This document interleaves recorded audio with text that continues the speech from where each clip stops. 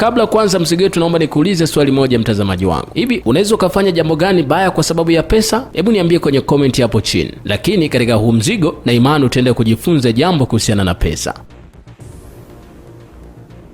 Na hii ni sehemu ya pili na ya mwisho kabisa. Mimi ni Shai TZ, let's go. Hapa tunaonyeshwa kijijini kwa babake na Annabelle, ambapo inaonekana yupo na mjukuu wake akiwa amebeba panga. Anamvuta, sijajua anampeleka wapi. Lakini hapa inaonekana anamsukuma kwa ajili ya kumkatakata mapanga hapa, lakini ghafla akatoka ndotoni mama yake mzazi ambaye yuko mjini huko. Kumbe ilikuwa ni ndoto bwana. Kuanzia hapo akawa na hofu na mwanae. Akampigia simu kaka yake kumuulizia kuhusiana na hali ya mwanae inaendeleaje, lakini mwamba akamwambia mwanae yuko salama kabisa. Lakini watu wengi wanasemaga ndoto za mchana si za kweli, lakini ndoto hii ya mchana ya Annabelle ikawa hawa wazee sijajua uzee wao wanautumia vipi. Lakini upande wa pili anaonekana bibi ambaye aliachiwa huyo mtoto analia tu hapa.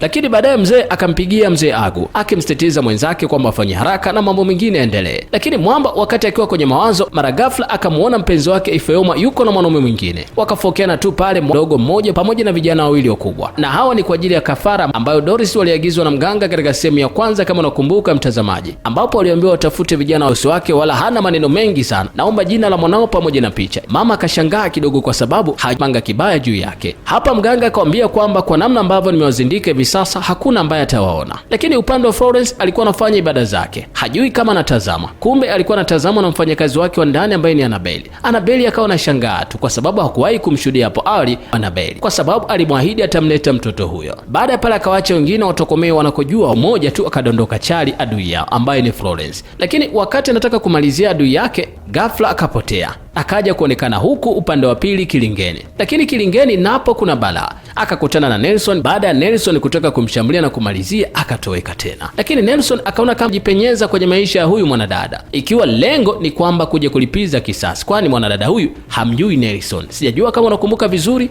hamjui Nelson kabisa yani. Kashajipenyeza kwenye mahusiano. Na hapa anamwambia atamuoa. Mwanadada akavishwa pete, ikawa ni shangwe tu hapa. Lakini kesho yake akaja baba mtoto ambaye alishazaa naye mtoto huyo mmoja. Mwamba anaomba msamaha baada ya kufanya tukio la kumtelekeza miaka hiyo. Lakini baada ya kusikia mwanadada akawa tajiri, Mwamba akajisogeza. Lakini ukaribu wa Nelson pamoja na mtoto Annabelle ukawa unamtia mashaka sana Annabelle, maana hawezi kumpenda hivi mwanangu, huenda kuna jambo anaweza kafanya huyu. Wanasema wasiwasi ndio akili, na hiyo ndio akili ya mwanadada Annabelle. Baada ya familia kujipata, hata watu ambao walikuwa mbali na wewe watasogea. Anaonekana kaka yake na Annabelle ambaye ni Obina alikuwa na demu wake ambaye alimfumania. Demu huyu anaonekana kujisogeza akimsifia tu Mwamba kwamba amekuwa tajiri na sasa anafaa kuwa na yeye, huku anamtingishia tu makalio akijua kwamba ndo thamani kwa Mwamba. Lakini Mwamba kamtimua na kaondoka mtaki kabisa. Lakini Annabelle kumbe wasiwasi wake ulikuwa sawa. Hapa anapigiwa simu na Nelson, anamwambia kwamba mtoto wako tumemteka, naomba utekeleze jambo ambalo nimekuomba la kumuua malikia wako ambaye ni Florence, na ndipo ambapo nitamwachia mtoto wako. Mwanadada baada ya kusikia hilo akakumbuka mpaka maneno ya babake. Babake alimwambia kwamba usiamini mwanaume hata siku moja, wanaume ni nyoka kweli kweli. Lakini mwanadada kwa sababu ana nguvu za kutosha, alichoenda kuwafanyia ni kwenda kufanya mauaji kabisa kwa mpenzi wake ambaye ni Nelson. Lakini wakati tukio hilo linatokea, lilikuwa linarushwa live kabisa kupitia Azam TV, ambapo mwanadada Florence anashuhudia kila kitu kinachoendelea huko, moyoni akisema amekuza jembe la kazi. Na hapa yupo tu anajipongeza kwa kumsifia kwa kuwa na msimamo wa kutomsaliti. Lakini kitu alichomwambia sasa ni wakati sahihi wa kwenda kumtoa kafara kaka yako.